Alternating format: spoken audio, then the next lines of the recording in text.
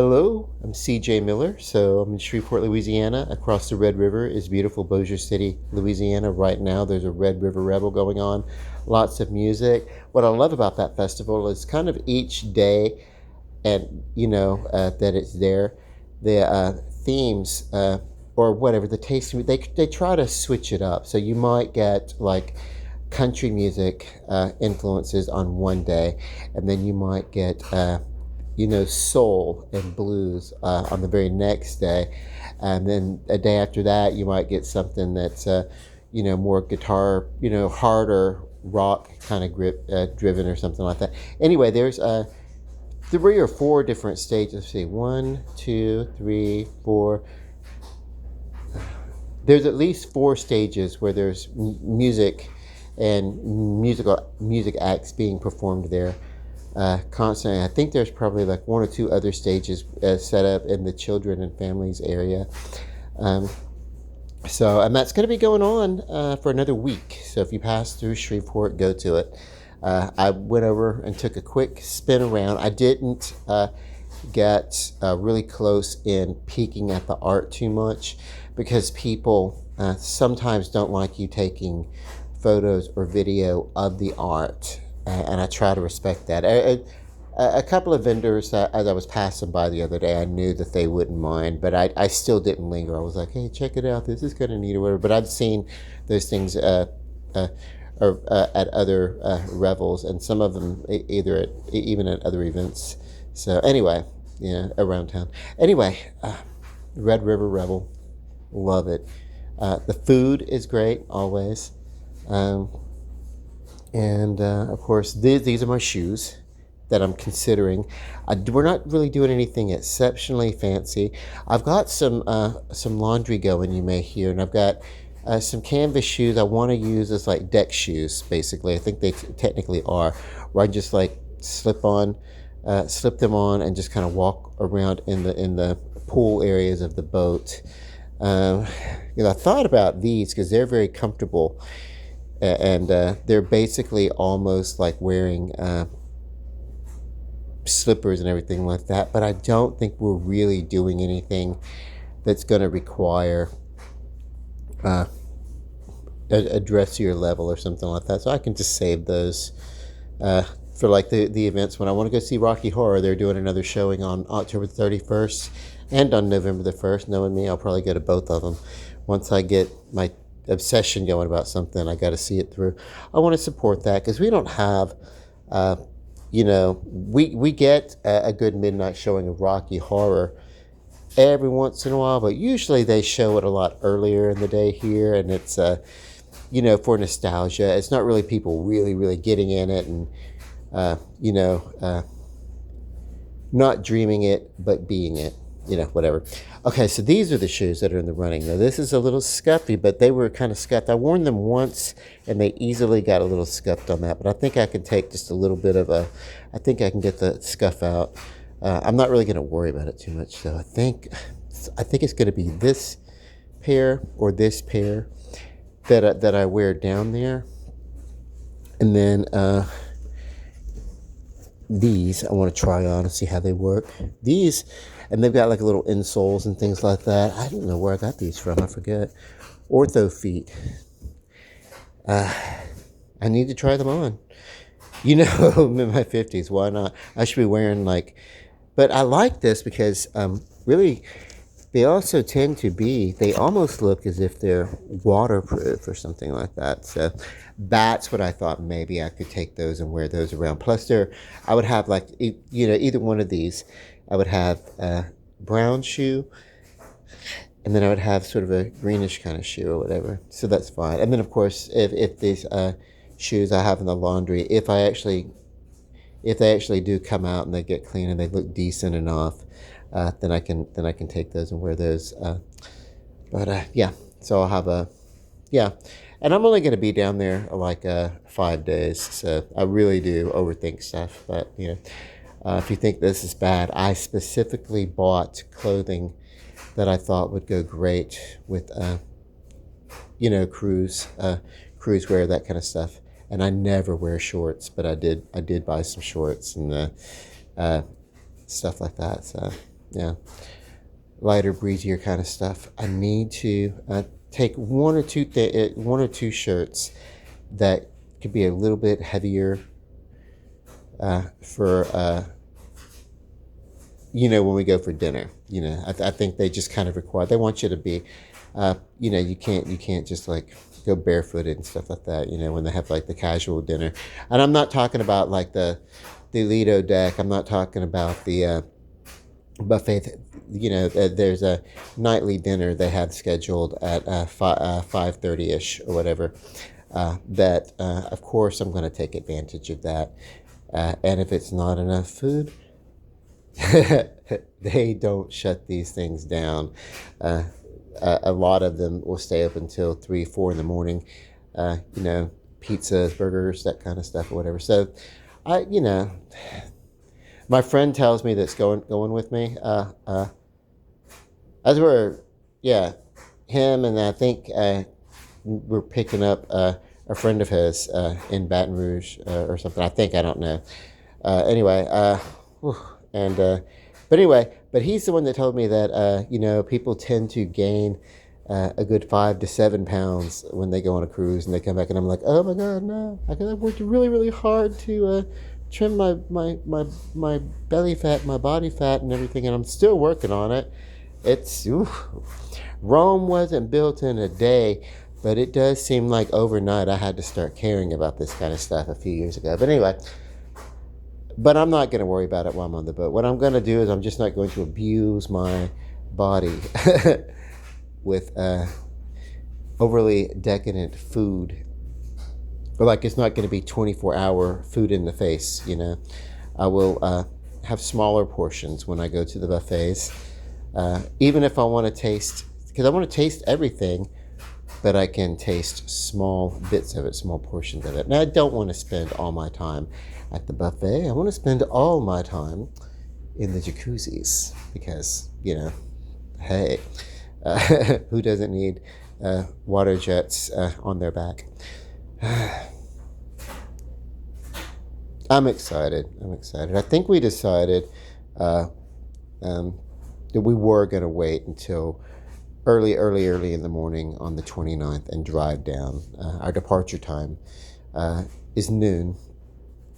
So as long as we're boarding by noon, and we have express boarding, he kind of talked to me. He was like, he said, it's really worth it. You won't regret it. So they set up the boarding time when you go. From what I understand, a lot of you maybe have taken cruises before. If you've seen this, I haven't. But what I understand is they schedule your boarding time, and then your express boarding pass moves you ahead of that line. So you blocks of people boarding. You're like, at this time, this is your time to board. This is your time to board. This is your time to board. This is your time to board. Which it's fine, because I had this impression for some reason it was going to be, close to 3,000 people trying to board a great big giant ship at the same time. So a line of 3,000 people waiting to get checked on to this boat. But no, they've staggered it, and that's amazing. It's wonderful. And then, of course, I just really have to worry about taking enough stuff for, it's a 5-day cruise, and then, of course, that early that morning, you get the that final morning. So it's we board at noon, and then we arrive back, and we have that 6th morning. So we have the option of one final breakfast or just getting off the boat and leaving. And I'll kind of just go with whatever my traveling companion is deciding to do. But this is kind of cool. The only cloudy thing is, and I think it's worked out. I think we just finalized, hey, we're going to go early in the morning rather than rent a hotel the night before, which I would have been okay with that, but I needed to have my own bed. I have to sleep in my own bed, really. Uh, Otherwise, I would not sleep, and the person that I'm sleeping with, they wouldn't sleep. I'm a restless person that way, and so I would have needed time to know that we were going to get a room. Does that make any kind of sense? I don't know, guys. Yeah, for me, I've already talked this to death on this channel for a bit, but yeah, I need. We. I didn't know the potential third person was going to be in the room that was going to require like bed sharing, platonic, of course, or whatever. But still, I don't, no. And had I known about the add-on in enough time, then I would have been able to, find a room in the nearby vicinity and rent my own space if I needed to. And I really did try. I could not find any suitable thing that was available. The only thing I found, do you guys know New Orleans at all? There is a place called the Empress Hotel. I think that's what they called it. And it's in the Treme. And it is, what is this like? I'm going to tell you something. I saw a woman who reminded me exactly like Hypodermic Sally from American Horror Story, Season 5 Hotel. And the Empress Hotel is 4 stories. It's not overly elaborate, but it is that. It is when you're a drifter and you come into you need a quick place to stay, and you can go there. And it's like $50, and you can have a bed to yourself, except for the lice that probably are going to share the bed with you. And that was the only place I found that was going to be. And I'm like, I'm not doing that. I'm not. Oh no, bro, not on this trip. And they've gentrified it. So there used to be a lot of really affordable places in the French Quarter. It's really not. It's very touristy now. I mean, it always has been touristy, but yeah. Anyway, I don't. Yeah, I'm happy. I'm thoroughly happy with that type of decision. But yeah. Otherwise, I was just gonna find a place and safely hang out, maybe in the lounge of the hotel or something like that, or something, and just sit up rather than keeping everybody awake. Because I'm generous that way. Let's see. I like these shoes. I was like, these are shoes that I've worn. These shoes. Of course, I've worn those. I love those. And these kind of hurt my feet, but they look cool, so I wear them anyway. And then I think on occasion, like a Christmas here and there, I've worn that. And I've worn those once or twice. So I don't really get to break these out too often. They're like they're my costumey shoes, But I think I'm just going to take these 3. Or I don't know. Yeah, I'll put them on and see which fit my toesies best. Okay. I just, this is like, what do you call, this is what I do. I overthink stuff. Do you guys do that, where you just sit around and you just constantly think about stuff that you kind of decide it, but then once it's decided, you sit around and overly analyze it anyway? Let me step outside. Yeah, I'm sorry. I am just not finished yet. Can we talk, But, look at this pool outside here, and it's 3.5 feet, and they never really open it. They've had like one special event where they've opened it since I've been here, and that was the last management company. But yeah, I just people just whatever. I think it's a showpiece, whatever. But I do like the apartment. I still am appreciative for it. I remember when they were building it, and I lived across downtown, and I would come over here and I'd walk as they were building it, and I was like, oh my God, because I was in the bidding for one of the apartments. And then I thought, I'm a single person. If they select me, they're just going to put me in a one bedroom, and that's kind of cool. I will be thoroughly thrilled for it. But wouldn't it be nice to have, because I had already looked at the floor plans online and everything, and wouldn't it be nice to be able to get the two bedroom and have the balcony? So I kind of prayed about that, and I did. I forgot about it, but it was like in my heart, that's what I wanted. I wanted this balcony out here. It's just not a big balcony, It's just enough. I could sit about three rockers out here and a couple of tables in between. It's nice enough. Um, and I really don't come out here and appreciate it enough. I don't come out in the hottest of the hot, parts of the day, but sometimes it's really nice. And you know, my life is fortunate. The things that really get to me, that stress me out, they have more to do with I have a well managed bipolar condition. I'm bipolar. And bipolar is not like what you see on TV, right? Like if like on the soap operas or the dramatic cop shows or something like that, someone's bipolar. They don't go nuts and burn down the family mansion or anything like that because they're nuts. What bipolar people do is I don't know. They get really, really depressed and stay by themselves for a few days until it goes over. And then, or the other thing that they might do is they might go manic, and they might,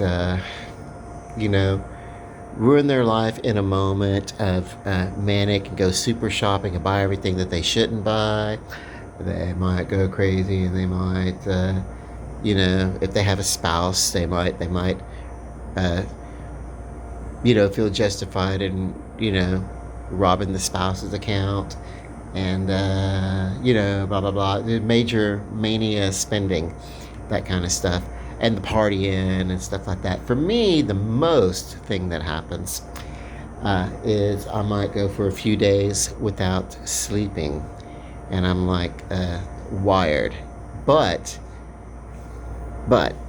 I have learned to not take any action if that mood happens. And fortunately, those extremes, they only come along once every 2 years or so, unless there's something major stressful. And the worst thing I can do if I'm having any kind of issue like that is kind of talk about it. I may have been, with this trip, I think maybe I got like a little excited and maybe had a little bit of a trigger, but also at the same time I had decided to quit. Check this out. Because it's a cruise, right? And there's limited smoking, and I'm not like a big heavy smoker anyway, so I was telling myself, but I decided to give up nicotine. I'm not even using nicotine patches right now. And what I want to do, I just didn't want to run around the ship being, I did use a nicotine patch for the first couple of days. Now I'm not. But what I wanted to do was just not be, I didn't want my activities on the boat to be restricted by my needs of a cigarette. Okay, I would love to join you guys, but let me run over here and go up, like 6 decks on this boat and all this, so I can go smoke a cigarette in the one area of the boat that is designated for people who want to smoke. So I didn't want to be. I didn't want that controlling me, and I think maybe. So I didn't want to be controlled by nicotine, but I think something happened in my psychology that, okay, I don't want nicotine controlling me, but I also don't want other people, places, or things, taking sway over my existence. Other people speaking or making decisions for me while, and then telling me after. I think that was a big part of my visceral reaction, which wasn't horrible. I sent a text message, wasn't overly abusive, but I expressed a little, you know, kind of my decision was not to go on the cruise, and I felt a little, this is almost therapy here, right? But I felt a little, you know, I felt, uncomfortable enough that I wasn't going to go. Uh, and then a few hours later, it was like, I will go, but I don't want to stay in the hotel room. I'll just I'll take a bus down there, Greyhound. It's not that far from Shreveport. I could be there in a few hours on a Greyhound. It's not that expensive. It's cheaper than trying to find my own space, and I'll just meet you guys at the dock and blah blah blah. But yeah, I don't know. Uh, I think there was some between the cigarette smoking and the excitement of the trip, and then you know, uh, yeah, definitely not sleeping in a bed with other people. You know, oh my God, I'm in my 50s. You know, anyway, yeah, things all worked out. Um,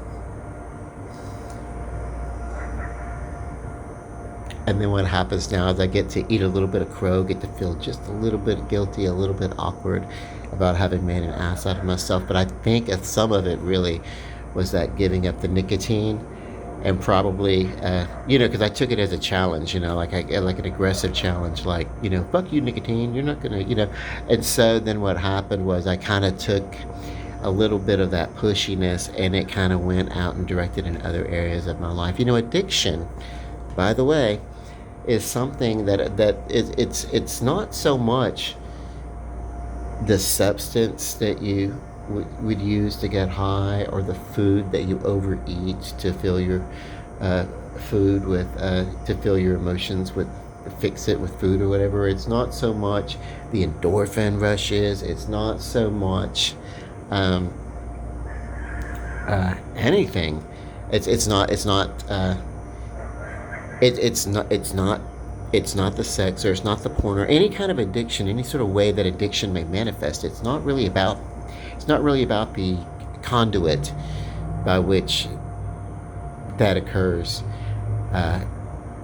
It is about the actual condition of addiction itself. And an addictive person has to constantly look at himself and see if things are happening in a balanced way.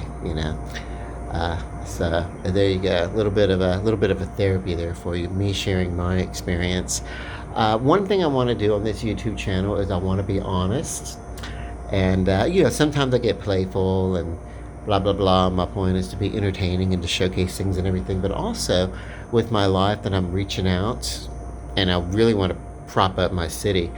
But as I reach out and I want people to get to know me a little bit, I want to be, candid, and I want to be honest enough that you get to know enough about me that you feel comfortable coming back to my channel and watching it, and we can have some adventures together. And I want to follow your channels, and I want to live some of a little bit vicariously through some of your happenings and great adventures, and maybe a little misadventures, also. So yeah. But social media for me is not a replacement for an adventure in life. It's another type of adventure in life, reaching out and everything. But what I don't want to do ever is sit around behind a phone talking to something, and then and forgetting to get out and have some actual experiences. And I do have to set money aside. I can't just on a notice just jump up and go. And that's kind of cool. Makes it a little safer for me. I gotta like to plan things a little bit. So that's kind of cool. So I'm working on the balance here. The issue is control, right? I don't want other people controlling when and where and what I'm going to do. But also, I have to remember that I don't need to exert my control, my overall eminent domain over any sort of endeavor or something like that, if that makes any kind of sense, you know. So, and I'm just thinking right now, I'm so glad that this camera is focused towards the church, and I'm hearing some bells off in the distance and getting some skyline of the city, and I'm so glad it's pointing in this direction instead of at my face, because I'm not wearing my glasses, and you know, I kind of hide my 50-something-year-old eyes behind glasses. Yeah, and my hair, I'm not wearing a hat right now, so yeah. But yeah, okay. Let me stop being weird. This is a way that I talk this out sometimes too. I come here and I'll talk this out. Oh my god, these YouTube videos are so fun. Sometimes they're better than therapy. But I don't know. I don't know. Life should be fun. Things show up. There are real problems that have to be dealt with. You know, where I'm going to sleep the night before I go on a 5-night cruise is it doesn't even rank as a problem. It really shouldn't, and that's how you know when perspective is skewed, how to bring it back down, bring it in, you know. So if you had to endure all that while that got worked in my head, I'm so sorry. But also, you know, all's well that, you know, all's well that begins well. Manana. Love and light.